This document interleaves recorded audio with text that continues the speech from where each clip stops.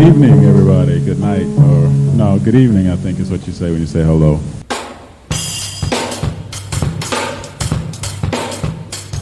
Talking Dirty with Maestro. Not just numbers, Not just stats. it's about what they mean. Oops. Maestro.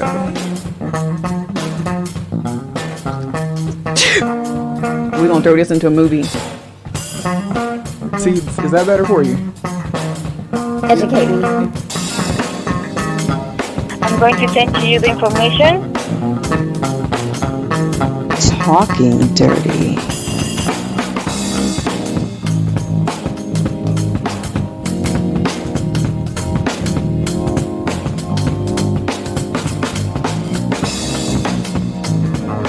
Thank you for hanging out with your boy. Me. Thank you for listening as always. Thank you for checking out all of our pod offerings. Blazing Takes, the Mars Pod, SimWorld Today, Around the Table with E-Lava, and my fun-sized boo, or the Fat Man, as he named himself. Just everything you guys do to check us out. Am I missing somebody? Oh, I'm going to get it if I am. Just thank you. Thank you all for checking us out and keeping us on point. Really appreciate all your feedback. That run in Ventura, California brought another player to my attention that I really enjoyed watching. I really enjoy watching everybody. You all know that. You all know Maestro. But there are certain things that stood out more so than others. And that was the play of Jarius Bradley. 6'5", 175 pounds. Strong shot. And he truly can move with the ball, including in traffic. That was super nice. As congested as this run got, because people were just in the bad place or the wrong place. I won't say the wrong place because I don't know if there was a scheme or anything going on. But there are a lot of people in bad places a lot. I saw a lot of players running in the traffic, not because of bad choices, but because on the player's fault with the ball, bad choices by their teammates by loitering around the paint, bringing their defensive man with them. That causes bad things to happen. But what Jarius did was he not only could move with the ball, he showed he could move in traffic with the ball. And a nice touch on his shot to finish at the rim, either with the finger roll or with violence, racking the rim.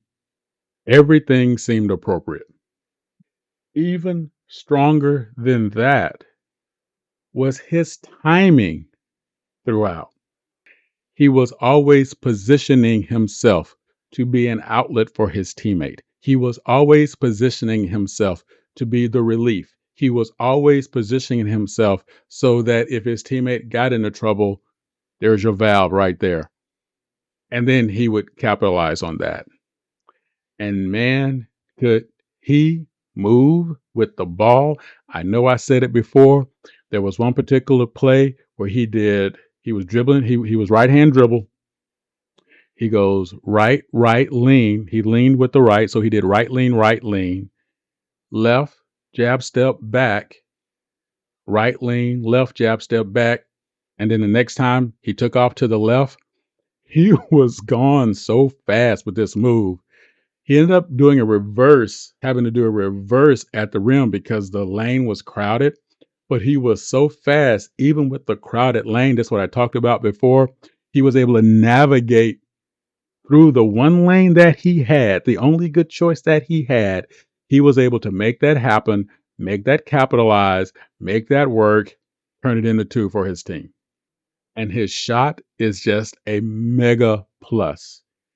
I believe he hit from not only each side of the floor in terms of the perimeter, he also showed a strong mid game.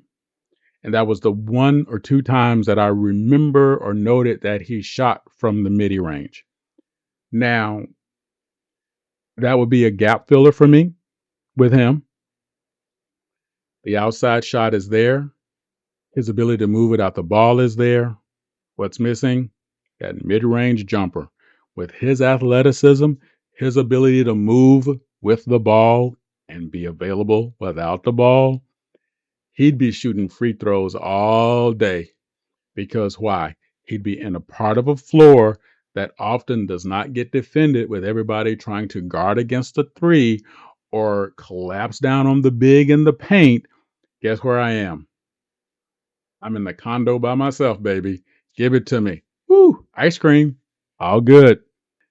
So that is something that I particularly would like to see him work on in this game because it will just make his game that much stronger. So Jarius, good job. Good work. Can't wait to see what you're going to do in the league. Thank everyone for listening to this half. You know what's up. Flip side.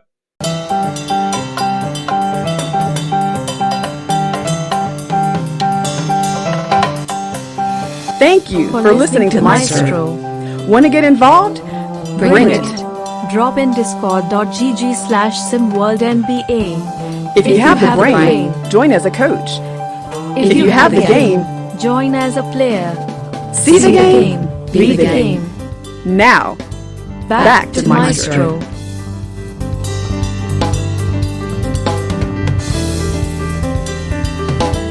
Sorry.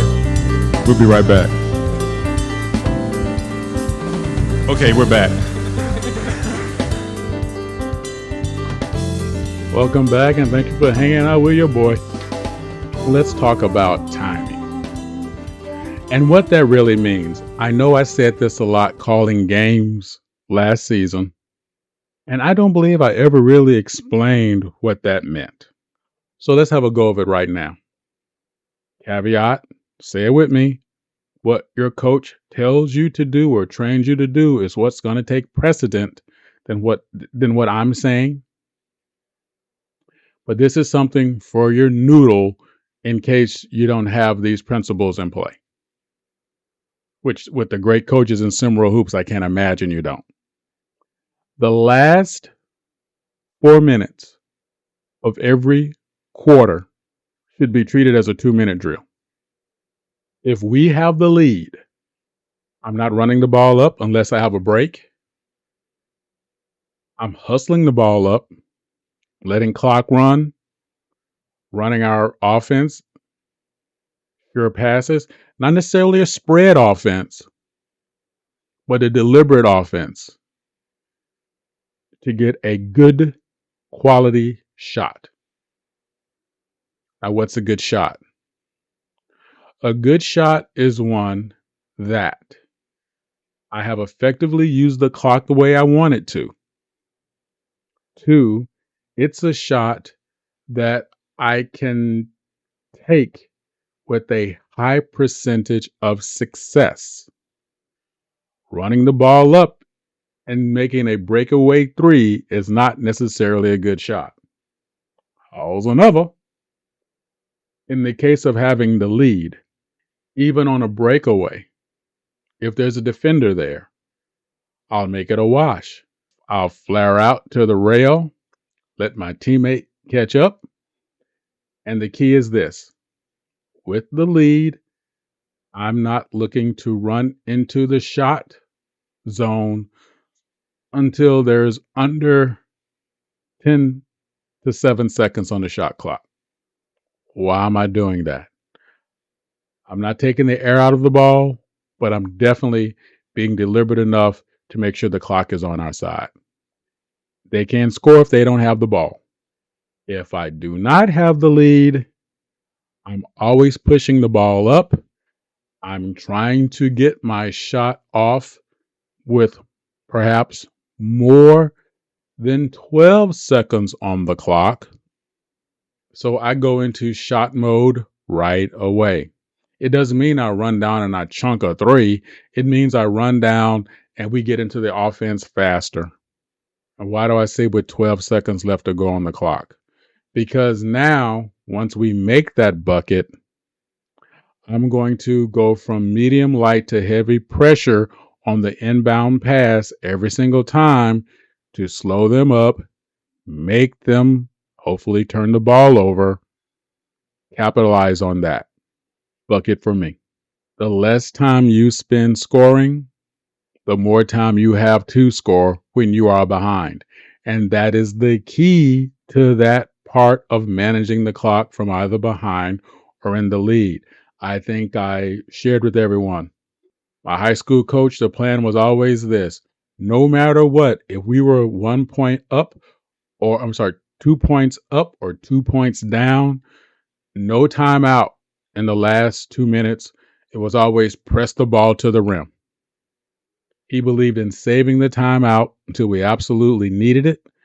He did not feel like we should have to regroup. He felt like he had ran us enough. We were in shape enough. We could make that happen. And it paid off. 3 state championships in 4 years. That ain't bad.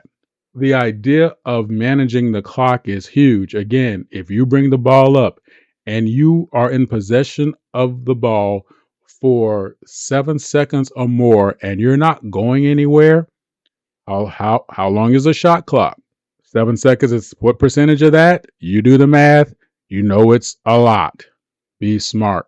Get your teammates involved. Keep the ball moving, make it happen, but make the clock work for you.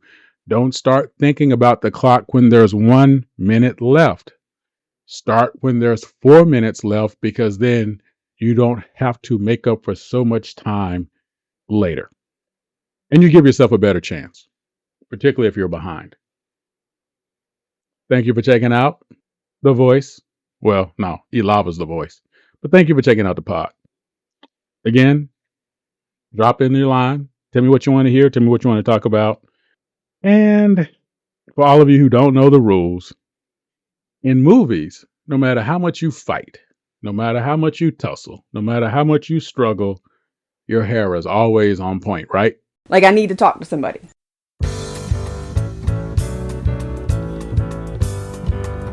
Thank you for listening to Maestro.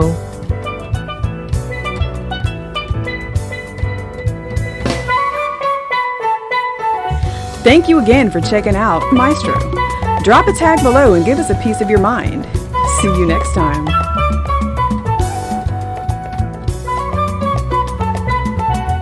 Well, thank you for your time. Have a wonderful day.